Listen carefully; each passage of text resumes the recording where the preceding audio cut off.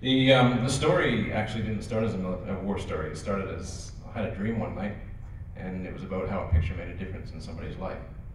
And I was trying to figure out a context to put that into. I've been a photographer for about 25 years, and photos can make a difference. Photos can move people. And yeah, I just wanted to tell a story about how a photo can make a difference. So war is probably one of the worst things that men can be involved in. Sure. And it's a time of great hardship, a lot of loss, but at the same time, sometimes the best comes out in people. And I just wanted to show something to do with this photo and how it might make a difference in two soldiers' lives. Well, I guess, I mean, I was born in Canada. I've lived in Australia for nearly 20 years now.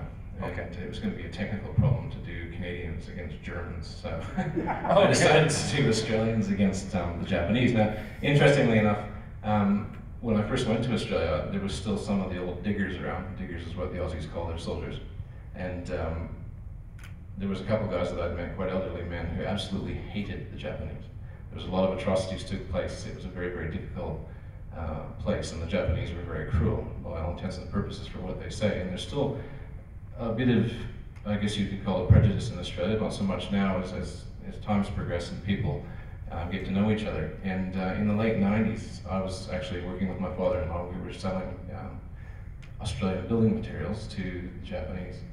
And I made some very, very good friends in Japan.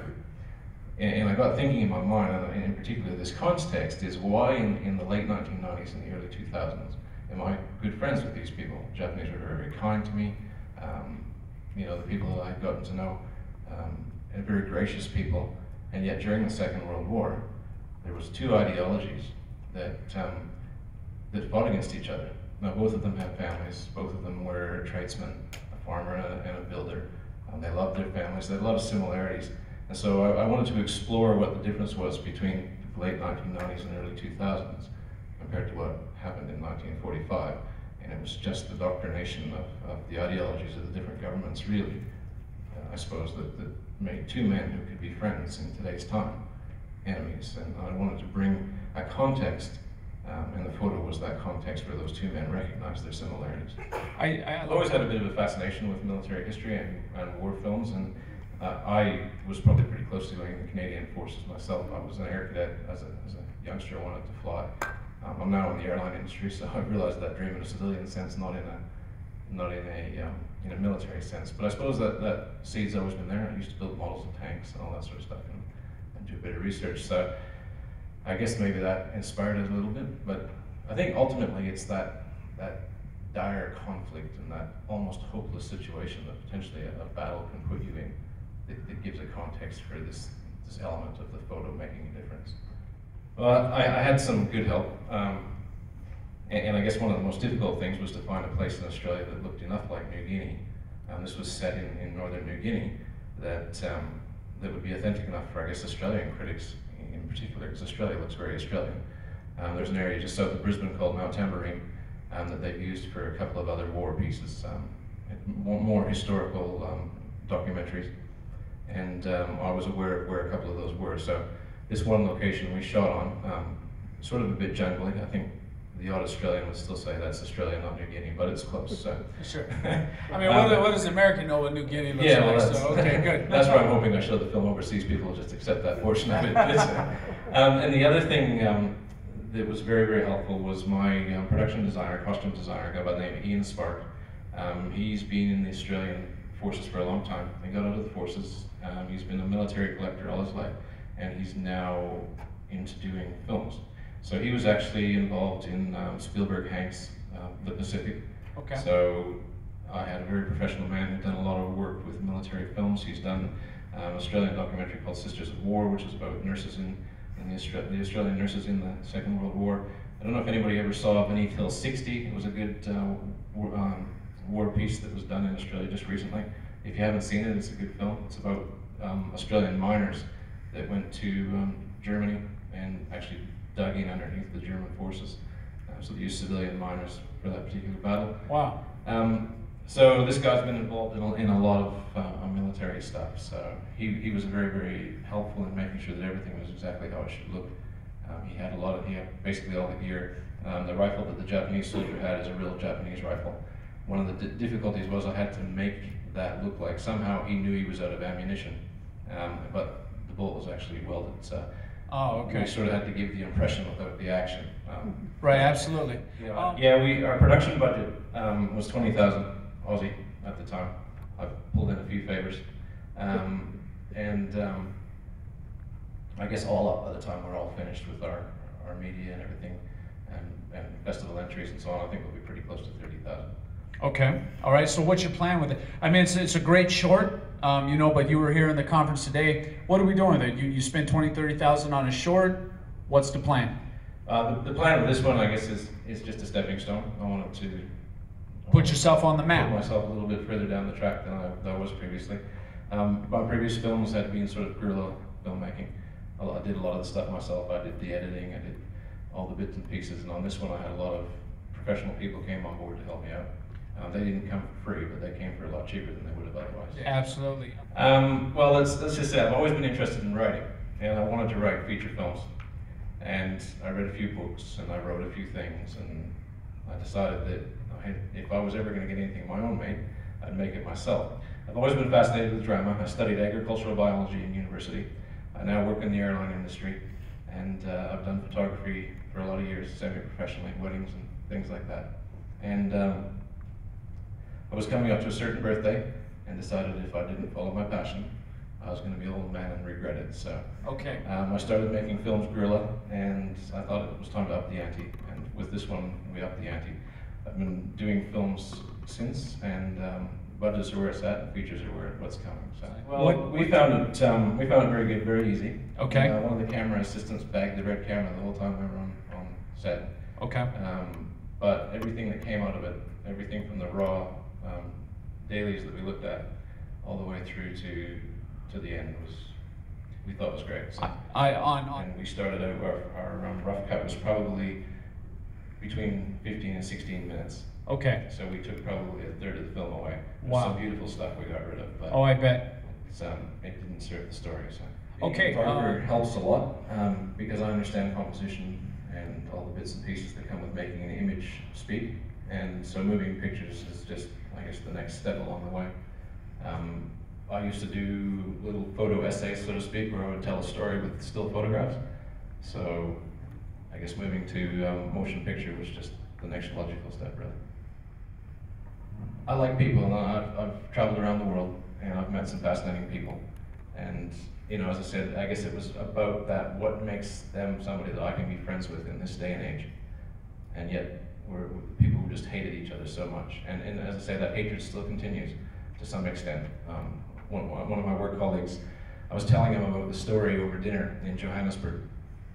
And that's an interesting side story. I didn't do much of the casting. I got film clips. I was in Johannesburg setting up an airport for our airline. And I was looking at these clips of these different actors as we were over there, so a bit of a side as far as the whole production process.